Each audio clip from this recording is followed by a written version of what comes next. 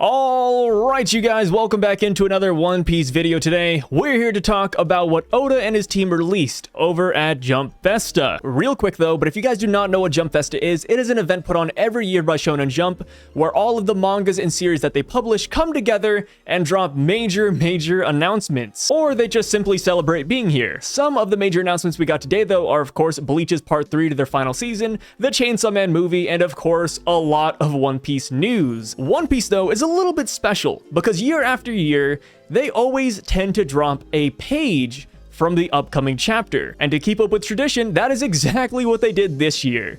So right here we have a page from chapter 1102, and based on this page it looks like we are still within the Kuma flashback. So real quick, we'll go ahead and just break this down panel by panel, and then we will get to the next One Piece news, because I think the next news is even crazier. So starting off this page, we have an interaction between Sabo and Dragon, where Dragon is telling Sabo that he's going to go to Logtown. Sabo wonders why Dragon's going there in the first place, but Dragon kind of brushes off the question, and he simply asks who is in control of that area, and Sabo responds that that place belongs to Captain Smoker. So yeah, while it does look like we are still within the Kuma flashback, it looks like some time has gone by, and Luffy has already set sail and earned himself a bounty, and that's probably what Sabo is holding in that first panel as well. And the reason I'm assuming that is because in the next panel, Smoker is holding Luffy's bounty poster, and in the panel after that, Ace and Jinbei are also looking at Luffy's bounty poster. So Ace says, "Jinbei, whose little brother do you think this is?" And then Jinbei is absolutely shocked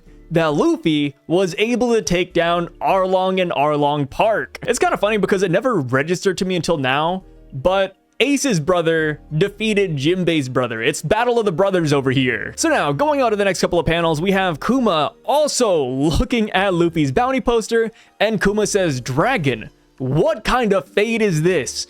I think my daughter is going to become a pirate too," which I think is a little bit of an interesting line, and I'll get back to that when we go to the next big announcement for One Piece.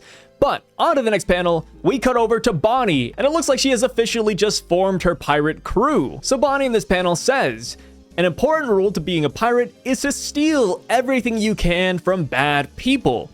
Her crew agrees with her. And then she goes on and says, also, "Don't save people." This panel right here kind of gives off the same energy as Luffy does when he says that he doesn't want to be a hero, but he always just ends up being a hero anyways, right? So now, on to the last panel from the upcoming chapter, but we see Gyogyo and Bonnie, and we learn that Gyogyo is actually the one who taught Bonnie how to put her lipstick on. And Bonnie says, "Whoa, now I look like an adult." And not just that, but she also points out that she got the jewelry on her cheek just so that her parents would recognize her when she becomes famous. Because obviously that is the same spot where the blue stone was when she had sapphire scale disease. So yeah, it looks like she's really trying to get Kuma's attention, and I wonder if Kuma will ever like flip through the bounty posters and notice that his daughter has already become a pirate. So now on to the next big One Piece reveal. So every year Jump Festa rolls around, not only do we get a leaked page from the upcoming chapter, but we also get a little message from Oda about how 2024 is going to go. Last year, Oda dropped a message saying that that guy will fight that guy, and that guy's gonna fight that guy, and it's gonna be a big old battle royale.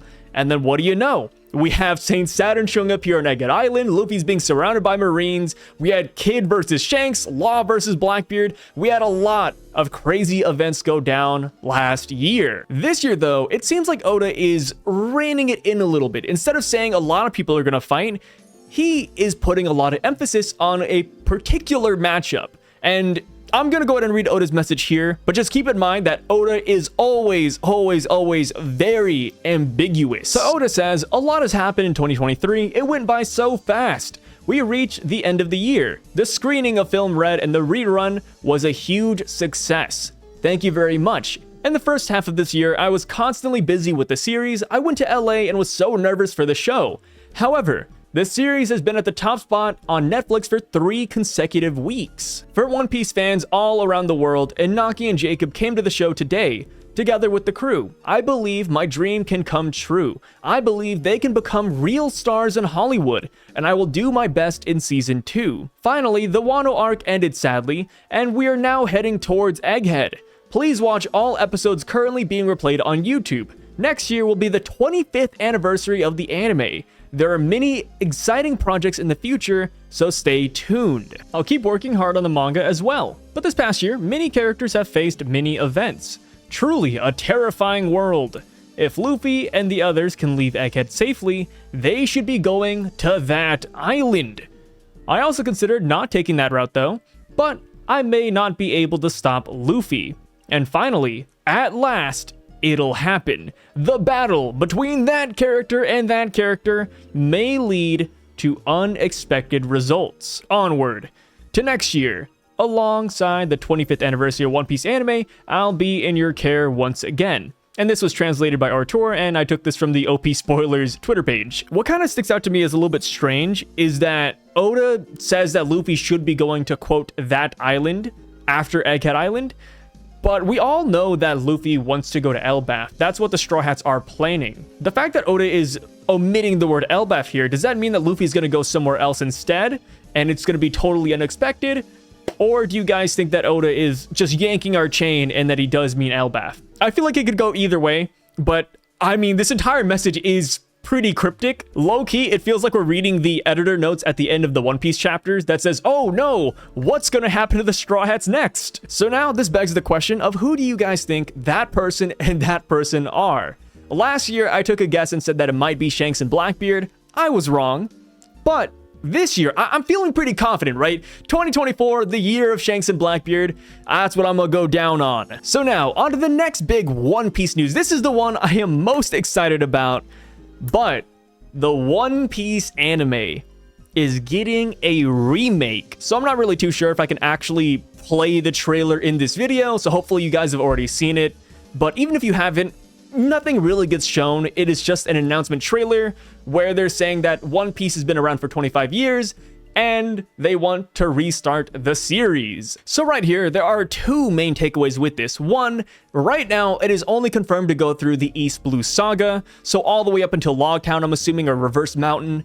And two, this is going to be animated by Studio Wit, the same people that brought us Attack on Titan, Spy X Family, Ancient Magus Bride. I don't know how many people actually watch that here, but yeah, they have a lot of really well animated series under their belt, and now they're gonna be tackling One Piece. Honestly, this is the best One Piece news this year, and I'm not saying that lightly. So one, of course, as a One Piece fan, a lot of people wanted a One Piece remake badly. I feel like One Piece is an easy series to remake and remaster. It is so simple. The blueprints are laid out. You can follow it for years and years to come. But a reason why this remake is so good for the series is because it is the perfect gateway drug into getting new people to watch the anime, to get into the series. So as a guy that dibble dabbles in anime, right? Every now and then people will say, hey, Sai, what do you recommend? What would you recommend me to watch? And in good faith, in consciousness, I never say One Piece because it is a Herculean task to watch, right? It's 1,000 episodes, early East Blue Saga, early One Piece. The animation isn't exactly up to 2023 standards. So I think bringing One Piece to the 2023 standards of anime is going to be phenomenal. So we actually have a letter here from the production committee, and they say, the project is a project to redraw the animation of One Piece from the East Blue Saga as a modern video. This is going to be in a different line from the TV anime series, which is still moving forward at maximum output after 25 years. We want to explore the expressions that are only possible today and bring Luffy's adventures to life in a nostalgic yet new way. The release date is still a long ways away, and it is a long project that will take even more time to complete. But with the help of our new partners, Wit Studio and Netflix, we hope to bring One Piece to fans around the world and to the future. The All One Piece team will do our best to deliver this project to the generations to come. Of course, if you are reading that along with me, you might notice that a couple of words are scuffed here or there, but that is just the glory of fast-minute translations. So just looking back at the One Piece anime, it took 61 episodes for them to adapt the East Blue Saga. So I'm really curious to see how many episodes Wit Studio is going to make out of this, because modern day anime, their pacing's pretty dang fast, right? You have a lot of animes adapting 3 to 4 chapters per episode, and it feels natural, right? One Piece has notoriously adapted maybe one chapter, half a chapter, if you get lucky, a chapter and a half. So yeah, I'm really curious to see how Wit Studio is going to handle it. And something I'm really excited to see if they'll do or not is if they'll add more fight scenes, right? Because a lot of animes nowadays, they're adding more to the fight scenes, right? The manga doesn't touch it, the anime touches it instead. We've seen that time and time again. But One Piece notoriously just has not done that. And I can't blame Toei, right? They're working week to week. Next week, we even have a filler episode coming up. Toei's being worked to the bone, right? Like, they got no breaks over there. So with that being said, now that Wit Studio is taking over just the East Blue Saga, and they're saying that they have a long ways to go before they can even put it out there, I'm like, yo, I want to see a Luffy and Arlong fight that goes crazy. Luffy, Don Krieg, Zoro, Mihawk. I want to see what Wit Studio can pump out. And before anybody calls me out and says that that's unrealistic, Sai's a maniac, right? This guy's on the loose. He's off his rocker. Before you say that, though, just remember that we got movies of the East Blue. That is a thing that released a while back. And let me tell you, Zoro and Hachi, Sanji versus Kurobi, those fights got extended, right? Like, they switched up those fights a great deal. Anything is possible. Another thing I am kind of wondering about with this anime is whether or not we'll have the original voices for the Straw Hats present in the remake, or if they want to go a brand new direction, since a lot of the Straw Hat voice actors are getting pretty up there in age.